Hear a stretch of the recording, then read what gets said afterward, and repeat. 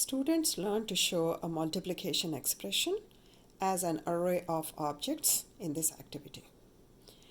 Let's take 5 times 3 in the expression. So this is the task card students will work on. 5 times 3 in the expression. 5 times 3. Blank shows the number of rows. 5, the first number. This is the one that shows number of rows. 5 shows number of rows, and the second number, which is 3, shows number of things in each row. So I have 5 rows. I'll be drawing 5 rows, and I'll place 3 objects in each row. So my array will be 3 objects in each array. So I'll go ahead and make raindrops. 1, 2, 3. That's my first row. Second row.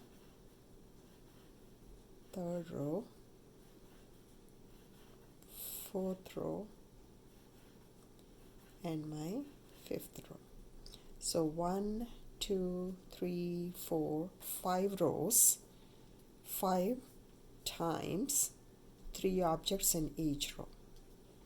So the total number is, the number sentence would be 5 times 3 equals to total, and the total is 15. So 5 times 3 is 15. That's a representation. Let's take another example. 2 times 4. In the expression 2 times 4, 2, the first number. 2 shows number of rows, and 4 shows number of objects or things in each row. So I make 2 rows of 4 objects. Let's make flowers. 1, 2, 3, and 4 in this row, and 1, 2, 3, 4 in my second row. So 2 rows and 4 in each row. So 2 times 4 is total, and my total is 8 flowers.